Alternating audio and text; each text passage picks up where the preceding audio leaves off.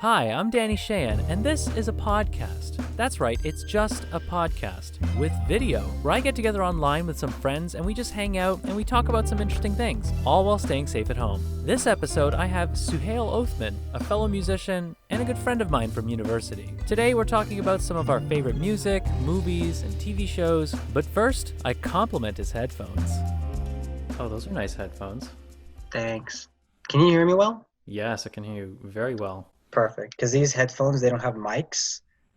So you're the using your microphone. computer microphone. Exactly. Okay. Exactly. What brand of headphones are those?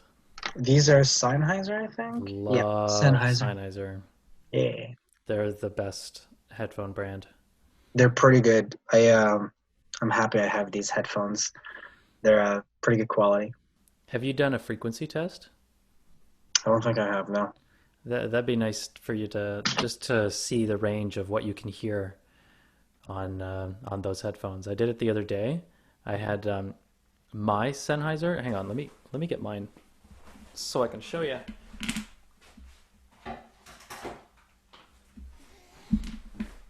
I'm not going to put mine on because I've got bushy long hair, and if I wear these, I get what I like to call headphone hair, Mm-hmm. and I don't want that. I don't think that looks very nice. Okay. Yeah. Nice.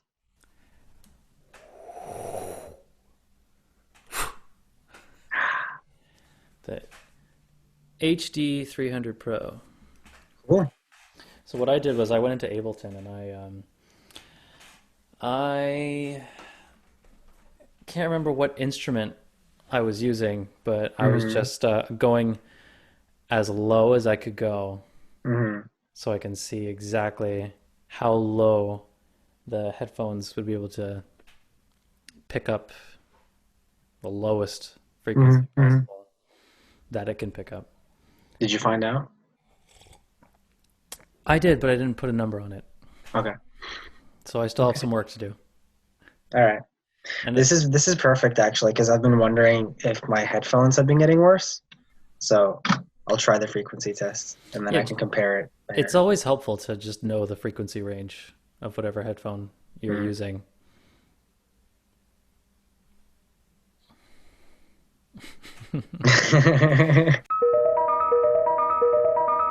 I was thinking about something today. When you called, I was writing down my posts for the album that changed or influenced my taste in music thing, Oh, right, which right. I'm That whole taking. Facebook challenge thing. Yeah, I'm Yeah. like, at this point, I'm doing one every 3 days Oh, because I'm just forgetting about it. I forgot to do it too. Yeah, Yeah. I'm drafting mine right now. I'm as I was writing it, I'm like, okay, we can maybe talk about that for a little bit.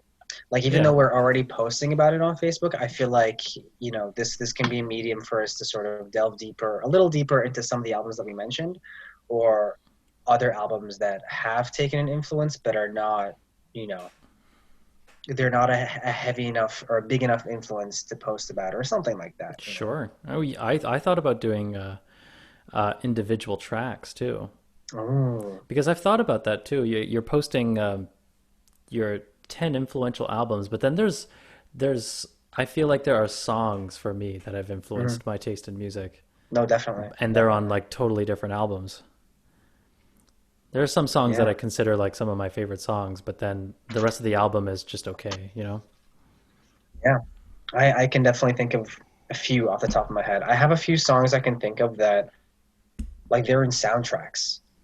Oh yeah, Yeah. Have same you here. I'm sure you know this song. You know the movie Lost in Translation with Bill Murray and Scarlett Johansson? Yes, yes. Sophia Are you Coppola's Lost in familiar? Translation. Yes, exactly.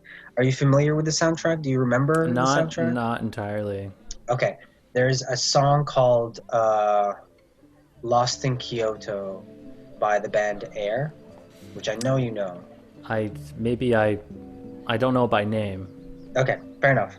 But back in high school, me and my friend we watched like he showed me this movie and I watched it and I loved it and I still love it. Hmm. And that song was written for this um, movie. It So was written for Air's the film? it was written for the film, exactly. So Air had already had like they already have other albums and like other songs or whatever. But when the director, what's her name, Sofia Coppola? Sofia Coppola.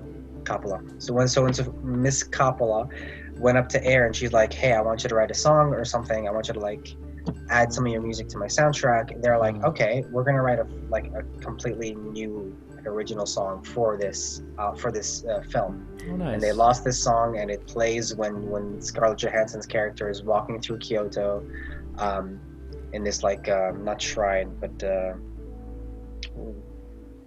yeah, shrine, I guess you could say. And it's a full piece. It's like 3 or 4 minutes long, and it's a beautiful, beautiful piece, and it's been a major inspiration for me. So, you know Phoenix, right? Yeah.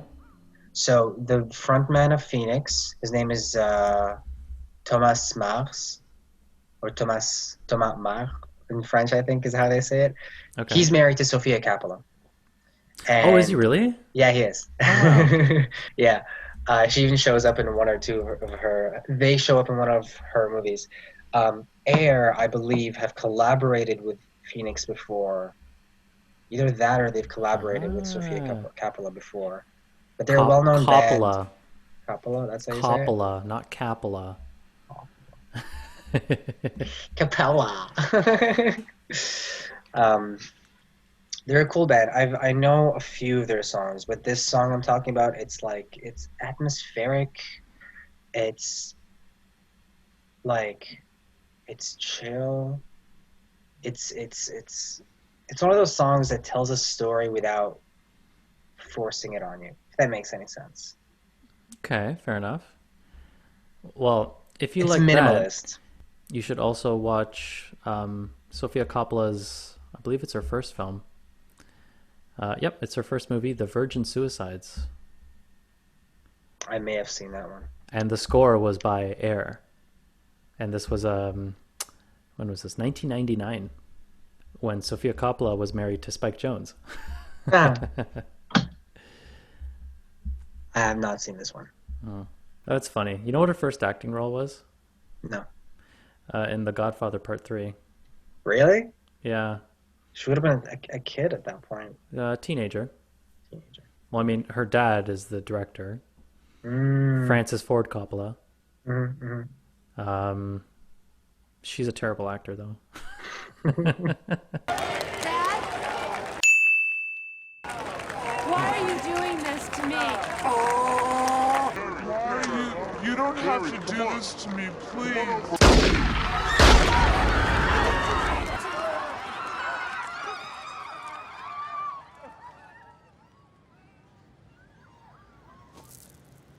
Dad?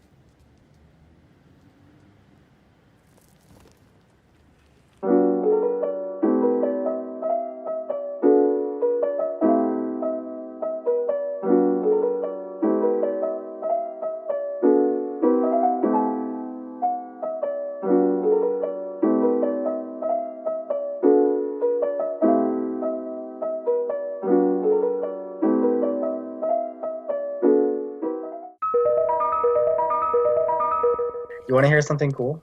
I want to hear something cool. I've been listening to the audiobooks for Harry Potter, for the Harry Potter series. Oh, nice. How are those? So I'd read the books before, and I've been meaning to read them again for a while. And I'm like, you know what? I haven't really listened to audiobooks before. I want to test it out. I want to see what it's like. It's a brand new experience, right? Like you get to hear characters speaking in voice or whatever. And it's just a different experience. And so I started last year in like October, November, and I've been taking my time with it because at first I was going through the library to get the audiobooks because apparently you can do that. But the waiting list for all the books is at least like 22 weeks. Really? Yeah. Because Just like, for Harry Potter? Just for Harry Potter. And like it's not like they only have the one copy for the audiobook. It's like they've got multiple copies, but you know, there are so many people that want to listen to the audiobooks that there's a waiting line for it. Right, because they can only give access to so many people at once, right? Exactly. Exactly. So I found I found a way to get the audiobooks, and I've been listening to them the last few weeks, and it's been a real journey. It's been a real journey reading What are they the like? books because What are the audiobooks like? they are they're very enjoyable. They're very immersive. How much sound The design goes into each? just a little. Just a Okay. little. Not too much, but enough to like sort of give it that extra, what's the word I'm looking for? Extra like effort, I guess. So I'll give you an example. In the fourth book, when they're at the Quidditch World Cup, The the fourth book presenter, being The Goblet of Fire, the correct? Goblet of Fire. There you go. In the Goblet of Fire, when they're at the Quidditch World Cup, um, the presenter, who's a character that's not in the movies, he uses a spell that allows him to boost his voice and basically, broadcast his voice so he can speak to everybody in the stadium or whatever. Right, right. So when in the audiobook, when the presenter is speaking, there is like a boomy like delay behind his voice as he's speaking his lines. Okay, okay. Yeah, so it's little things like that. Besides, obviously, having voices for the characters themselves, like book 3 and 4 up until 7. I'm listening to Stephen Fry's version. Oh, I love Stephen Fry's reading voice. He's great. Yeah. He's amazing. And when I got to the point where Voldemort came back, spoilers. He was using his like high pitched voice. You know what? We have to be safe. We have to be safe. So you're totally that was well warranted. Yeah. Oh yeah. Oh yeah. There are people who haven't read / seen the movies. Wow. Those movies, they're everywhere. Harry Potter is everywhere. He like puts on. You'd be surprised. There are people who haven't consumed the story yet. Like I follow people online who are like diehard fans of Star Wars, but have not seen any of the Harry Potter movies. So I mean, that's understandable. Like some people can be into sci-fi and other people are into. Would you consider Harry Potter's fantasy? You would say, right? yeah, I would say it's fantasy. Like strictly fantasy, no point in labeling it as science fiction. Whereas Star Wars is sci-fi fantasy, science fiction. Yeah, fantasy. Star Wars is definitely sci-fi fantasy. There are elements of fantasy there. Right. So like my point being that like Star Wars will have sci-fi fans who aren't necessarily into like either like fantasy or medieval fantasy is a really popular genre. So that makes sense. I was talking to Esteban recently, our friend Esteban. Who is Esteban for people who are watching who don't know? Esteban is a really good friend of mine. He is the second guitarist in my band Belfree, Belfree. Check us out. And he is an avid book reader, and he likes to call me up and just start discussions on like the randomest stuff. So this one time, a few days ago, he called me, and among our conversation, we started talking about the different types of fantasy. Apparently, there are 2 identifiable forms of fantasy: soft and hard. I think it was. Yes, I know exactly. Yeah. Yeah. So would Harry Potter be considered soft fantasy then? That's the discussion we were having. Is it soft or hard? The way I know, I don't really know the distinction. But I've seen things that have been labeled hard fantasy, or high fantasy. Or is that a different term? Or is that a different term altogether? I like something recently that I watched is The Dark Crystal. That's considered high fantasy. That's a Stephen King thing, right? No. No? No. That's that Dark Tower? That's The Dark Tower. Okay, never mind. The Dark Crystal was a Jim Henson production. Oh, Jim Henson. Oh, yeah. Whoa, okay. So like after he did the Muppets, he wanted to do something like really serious. So he did a dark high fantasy story with all puppets. Interesting. And it's so underrated. It's so good. And Okay. Netflix made a series, a prequel series, The Dark Crystal Age of Resistance.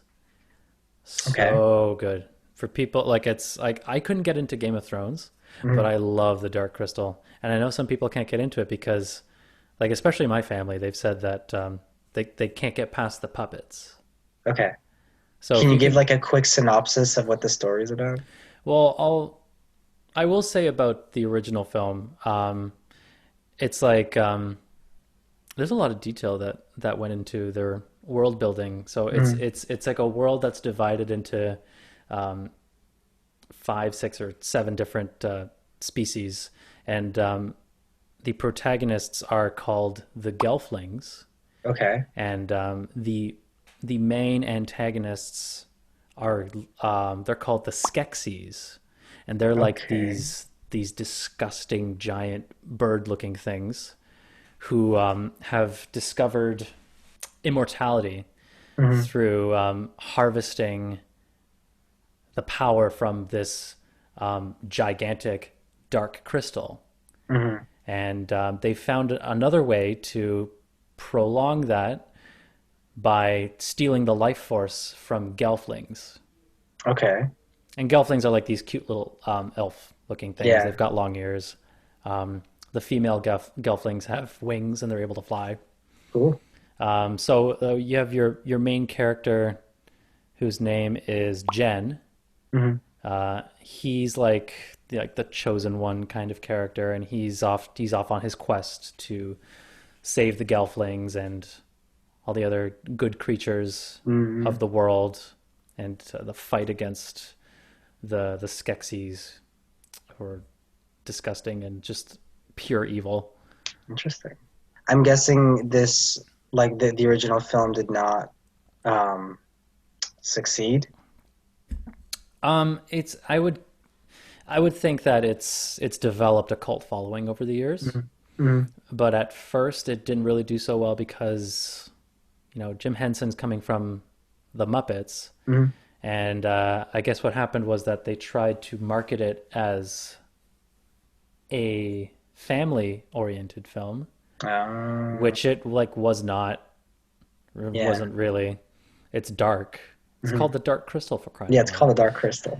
There are But some dark scenes in it. Like there's a scene of like one of the Skeksis is like shamed by the others and is like mhm. stripped of his clothing and like tortured at one point.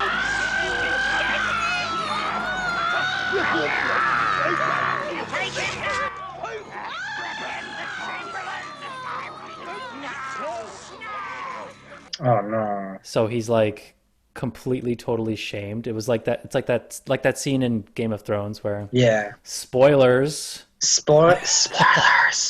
where you know what, I don't really watch it. I don't know. I saw it out of context. Like one girl was like walking down the town naked and everyone's Yeah, yelling at it's her. it's The whole the it is shame part.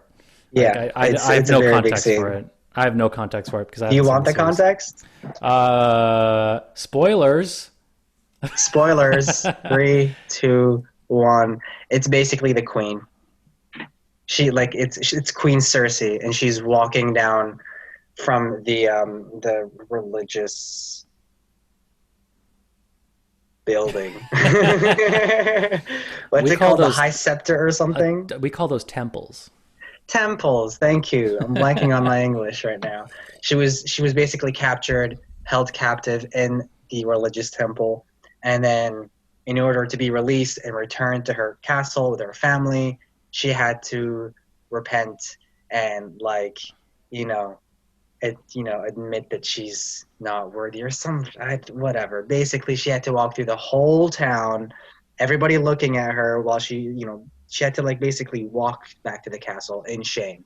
Hmm. That's why she was naked, and that's why there was a lady behind her ringing the bell and yelling, "Shame!" So Like that's the context. I remember seeing that scene. Mhm. Like Very powerful scene. everyone else in my family was like super into Game of Thrones. I Mhm. don't know why I couldn't get into it. That's fair. I think for me, I looked at it and I thought I just wish I was watching Lord of the Rings. Well, people, I mean, you watch this because you want more Lord of the Rings. You know what I mean? it's like an offshoot of it. It's still fantasy. It's hard fantasy or high fantasy, whatever. As in, it's fantasy that has grounded rules. Yeah.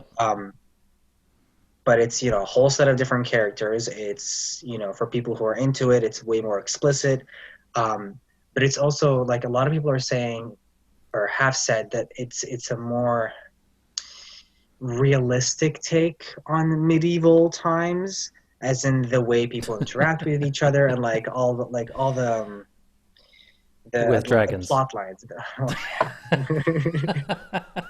the dragons and the undead, and you know what I mean.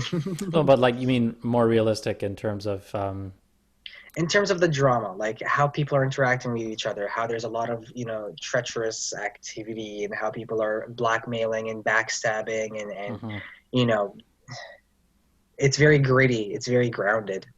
And so I guess that's why some people are like, well, it's a little more realistic because we have all these fantasy elements, whatever, but the interhuman relationships are real. I deeply enjoyed Game of Thrones. I jumped on the wagon in season 3 or something like that. I've been following it ever since. I know a lot of people did not like the ending. We're not going to get into it. You haven't watched this, so it doesn't matter. Yeah, there's no point. I wouldn't be able to comment on it. All I know, the only thing I know about that last season is that Starbucks cup. Yeah, the Starbucks cup. I remember that. I do want to say this, though. Something that a lot of people forget about is, like, no matter what TV show, film, whatever it is that you're consuming and that you're enjoying, if the ending doesn't sit well with you, you still had a good time watching everything prior to that. And that's something that I try to remind a lot of my friends who watch something and they're like, I didn't like the ending, I didn't like the finale, whatever. Sure, like, yeah, that's your opinion, you didn't like the ending, but you still enjoyed everything leading up to it, right? So it's important to remember that, like, how you feel about a certain part of a series or show or film doesn't or shouldn't heavily impact how you see the rest of this production. Right. Like, Game of Thrones went on for what, like 7 years, 8 years, something like that? Yeah, something like that, yeah. And, like, it had some of the best episodes in TV history.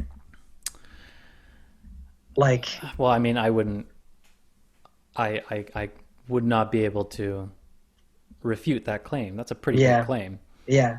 And I'm pretty sure a lot of people would agree with me. Considering that you're implying that the pinnacle of TV is medieval high fantasy.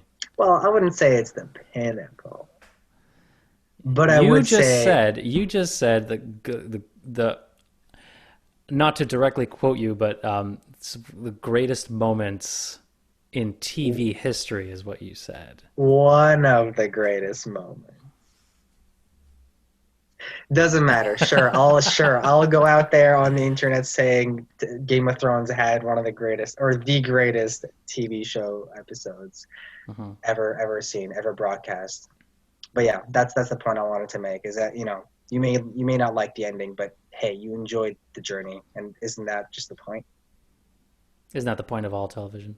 Isn't that the point of all television? Isn't that the point of a series, a story told through in an episodic format? Like There's chapters in a book.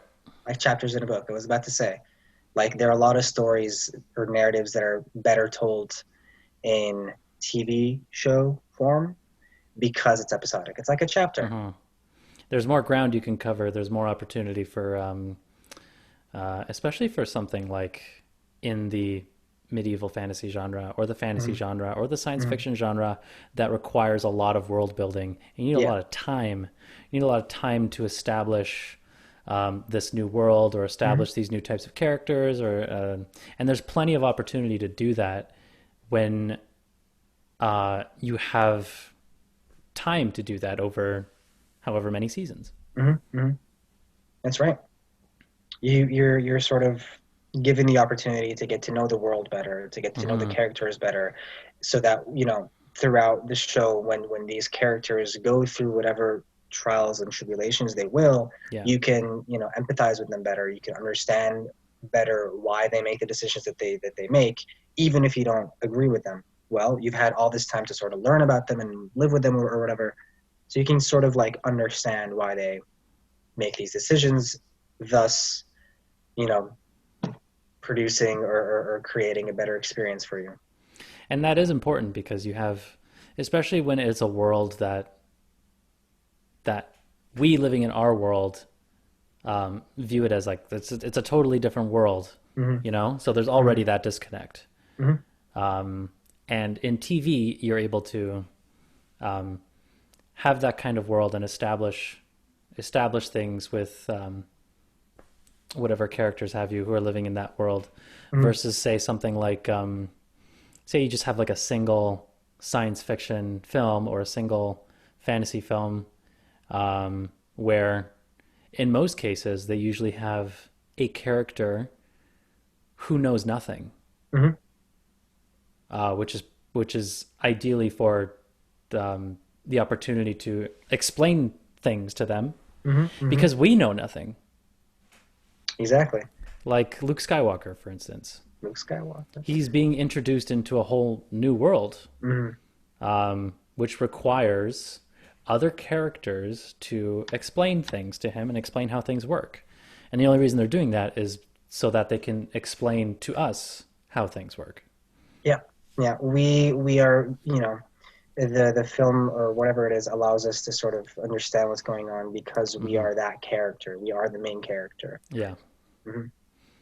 And that's usually the case for any kind of science fiction, fantasy, action type film, where it's set in like a whole new world where things are different and you have to explain things to the audience in a way that feels natural.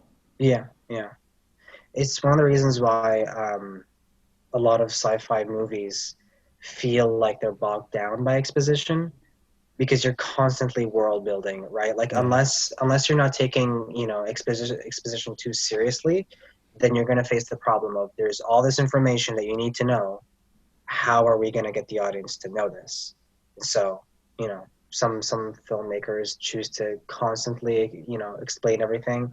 Others are like, let's narrate. Here's all the useful and relevant information, and here we go. Is there any film or TV show or anything like that that comes to mind that does that the most effectively? Hunger Games? Maybe? Okay. I don't know. Well, you know how I feel about Hunger Games, so. Let's pretend I don't.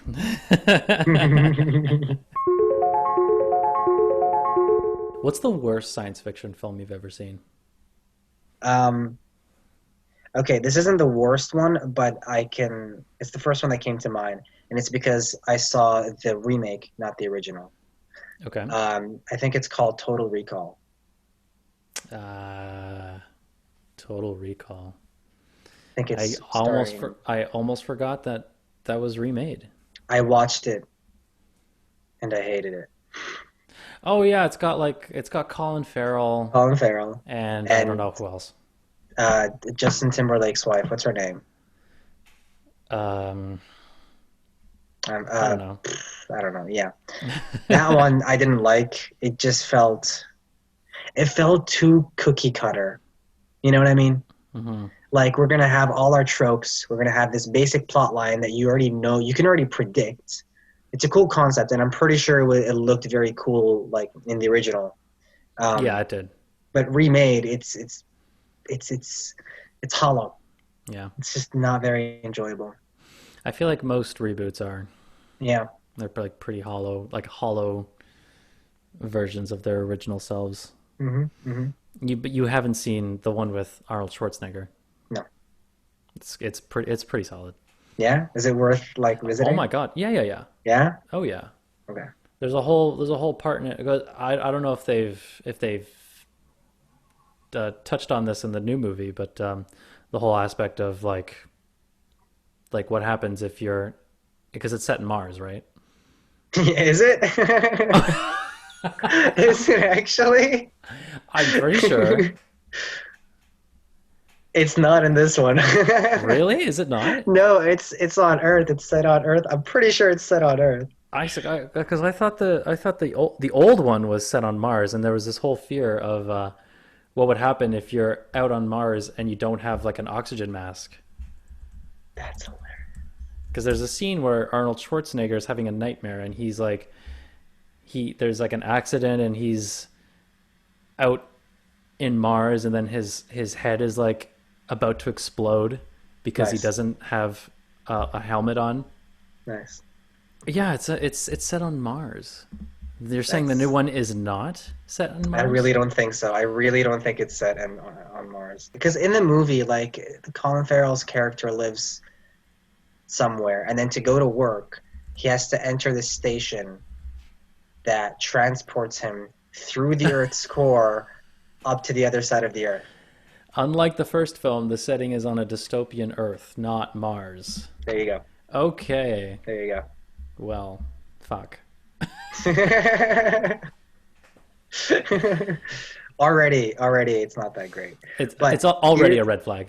It's already a red flag. It's. I don't like that movie. I don't like that I saw that movie twice. Yeah. But I just thought of a good sci-fi film, or would it be fantasy? I'll let you decide. A good film with great exposition that doesn't like shove it down your throat. Uh-huh. Pacific Rim. I've never seen Pacific Rim. You've never seen Pacific Rim? I've seen bits and pieces, never from You beginning to end. have to see Pacific Rim. It's absolutely an amazing movie.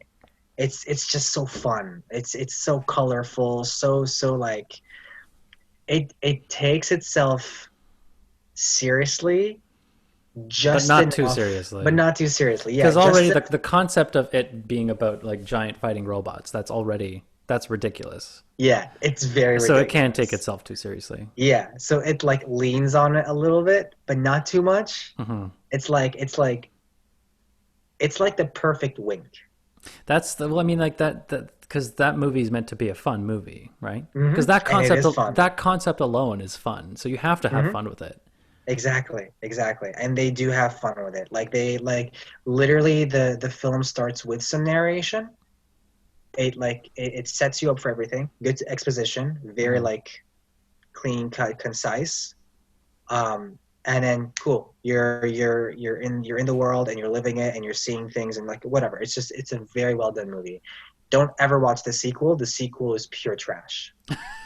It's actually horrible. It's like they're trying to retcon things. They're trying to capture the original whimsical nature of the first one, but they're failing miserably. Oh no, Don't bother with the sequel. Just watch the first one. The first one is it's great.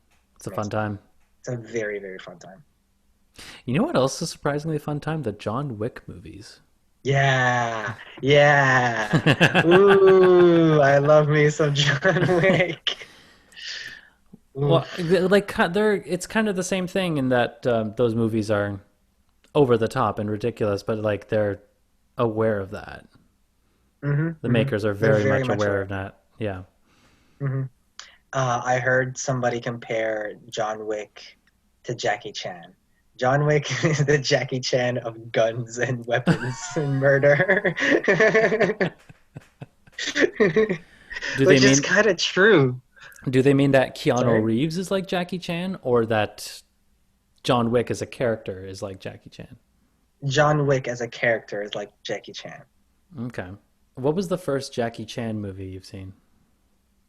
Oh, pretty sure.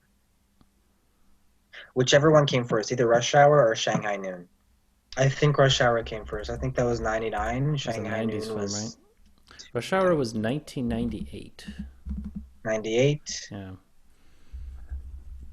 then I'm pretty sure Shanghai Noon came out afterwards. Not It too was sure. 2000. So yeah, Rush Hour came first. There you go. Rush Hour was the first one I saw. I saw like that whole thing. Rush Hour 1, 2, and 3. 3 was horrible. Yeah, I saw Shanghai Noon and Nights. Mm-hmm. Recently revisited them actually. Uh-huh. And then I hadn't seen many other Jackie Chan movies, especially his older ones, like the ones that really like made him big. So I actually watched them for the first time like 2 weeks ago. I saw Police Story 1 and 2. Oh wow, nice. Very good movies. Very, very Yeah. good movies. Very enjoyable. Are they in Chinese? They're, yeah, fully in Chinese. Okay. I watched them with subtitles. Nice. Yeah. The funny thing about them is they're from the 80s, Mhm. and the way they edited the film, I don't know if it's true for like the non-fighting scenes, but all the fighting scenes, they're a little too fast. Like the way it's edited, They're they too made it look fast? like they made it look like it's moving in like not normal speed, but like 1.5 or something. Maybe they feel that the faster the editing is, or the faster the shots are, the more high paced the action is. I think that's what it is. I think that's what it is. It's funny though because like you'll find like whatever Jackie will land a hit with a chair or something, and the enemy will fall down and like roll over very quickly. And like as the person's falling down, Jackie's like preparing to hit the other guy or whatever, right? Like we've all seen a Jackie Chan movie, but it's hilarious because he's doing all these very, very fast movements, like up and down, gravity, jumping, hitting, whatever, and it's like you don't have a moment to breathe. It's all happening very, very fast, and it's hilarious. It's so much fun. Are they comedy films? Yeah, they're comedy drama. Okay. It's an action movie. So I would say that maybe they're doing that because it's like fun. Because I've seen that in other comedy films. I was just watching one recently. I was hanging out with our Irish friends Nathan and Aoife, Hey. and I introduced them to spaghetti westerns through a film called My Name Is Nobody, Okay. which is a classic spaghetti western.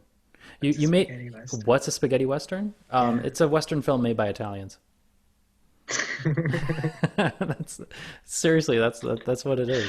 I love that. And then they've developed a certain stylistic consistency over the genre because most of the spaghetti westerns were influenced by Sergio Leone, and he created the Dollars trilogy. Okay. For a fistful of dollars, for a few dollars more, and then the classic The Good, the Bad, and the Ugly. I've heard of that one, yeah. And he also did Once Upon a Time in the West, which is another good one. Yeah. And then there's this comedy one called My Name Is Nobody.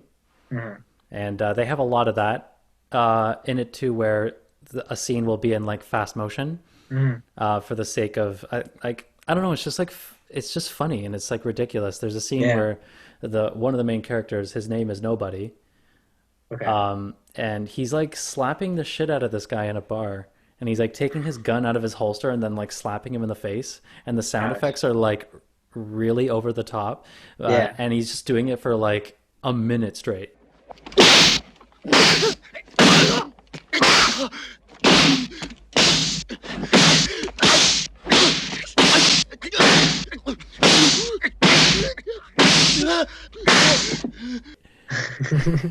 And everyone's looking at him like, what is this guy doing? That's funny. And that was in the 70s, 1973. That was in the 70s. Okay. So that's been a comedy thing for a while.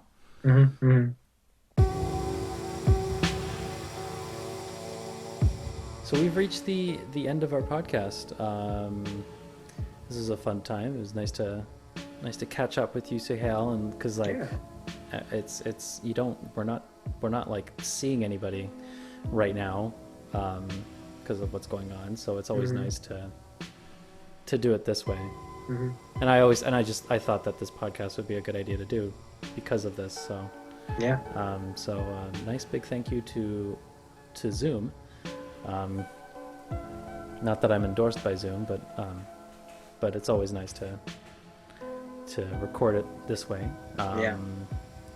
And yeah, is there anything else you want to say before we say our farewell? No, just anybody watching, listening, stay safe, stay positive, take on a new hobby, find something to do with your time, something you want to, I don't know, I guess, looking back, you want to appreciate what you did during that time. So, be productive, whatever that means for you. Just do whatever you want to do that makes you happy. And stay positive.